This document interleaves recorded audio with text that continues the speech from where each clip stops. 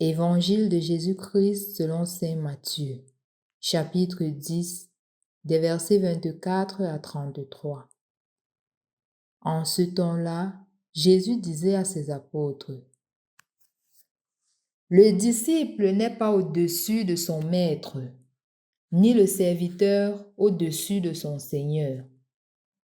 Il suffit que le disciple soit comme son maître et le serviteur comme son Seigneur.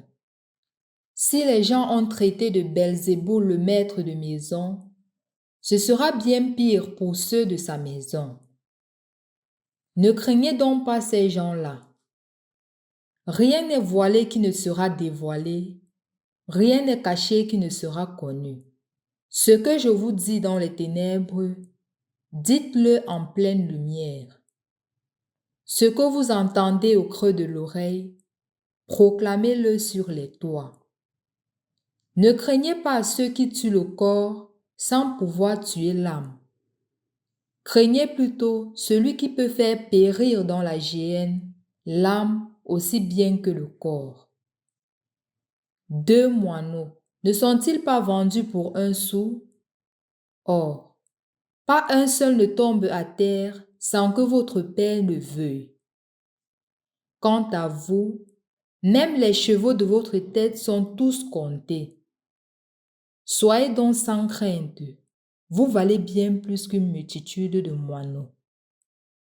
Quiconque se déclarera pour moi devant les hommes, moi aussi, je me déclarerai pour lui devant mon Père qui est aux cieux.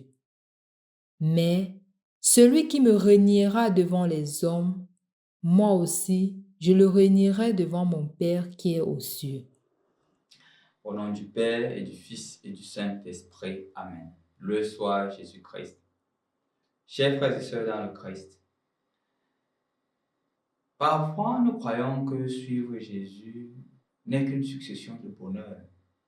Et malheureusement, de plus en plus, des religions, ou du moins des églises, se créent pour dire que voilà, le slogan c'est ta délivrance, ton salut, ton miracle, la gloire de Dieu se manifeste dans ta vie.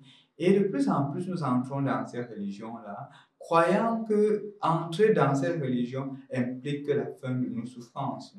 Et malheureusement, ce qui arrive, c'est que nous tombons dans une certaine idolâtrie. Nous ne suivons plus Dieu, nous faisons de Dieu notre esclave. Je m'explique. Suivre un aîné implique le fait que l'aîné me dise « va à droite, je suis » parce que je crois justement que cet aîné-là connaît mieux que moi. L'aîné me dit « arrête-toi ici », je m'arrête parce que je crois que cet aîné connaît mieux que moi. Même si j'ai la volonté d'avancer, même si je sens en moi la capacité d'avancer, l'aîné peut me dire « recule ». Pourtant, je sens que je peux avancer. Il me demande de reculer. Et je dois faire l'effort de m'abstenir de ma grande volonté de reculer parce que je sais que l'aîné sait mieux que moi ce qui est là.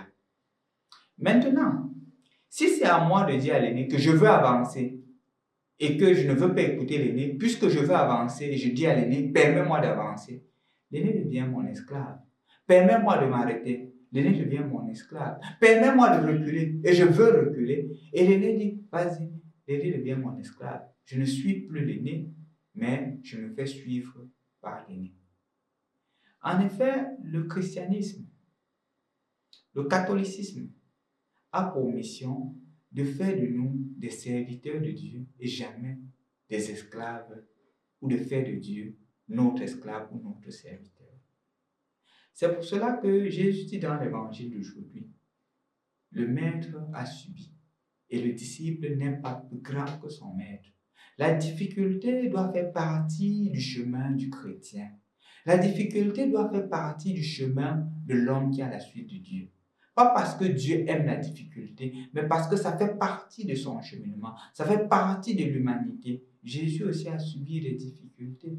Jésus a souffert. Jésus a été rejeté. Jésus est mort en croix. Et donc, puisqu'il a suivi ce chemin, nous aussi, nous sommes appelés d'une manière ou d'une autre à suivre ce chemin. Pas parce que nous aimons la souffrance, mais parce que ça fait partie du chemin du chrétien. Par exemple, si je décide de m'abstenir de l'alcool parce que je me rends compte que l'alcool fais en moi justement, fais de moi un esclave. Et quand je bois, je perds le contrôle, je deviens violent, je deviens infidèle à mon épouse, je deviens infidèle d'une manière ou d'une autre, je perds les valeurs que j'ai reçues. Et justement, le fait que je m'abstienne de l'alcool m'amènera à faire un choix sur mes amitiés. Ça veut dire que je vais m'éloigner des amis qui sont des buveurs, des saoulards. Et m'éloignant, c'est clair que ça va me faire souffrir parce que c'était une amitié que j'avais déjà tissée, avec laquelle je me sentais à l'aise. Mais c'est le chemin qu'il faudra emprunter.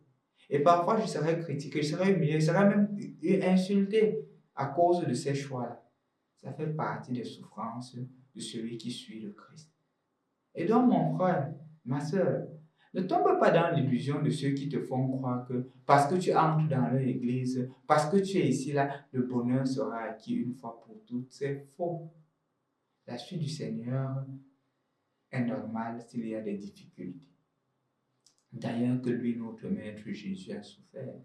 Jésus a eu faim. Jésus a fait 40 jours au désert. Jésus est mort en croix. Il a été humilié.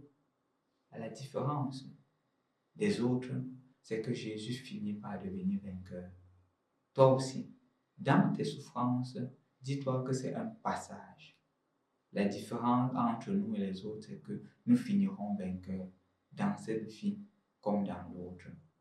Donc, faisons confiance au Seigneur, lui saura comment nous guider.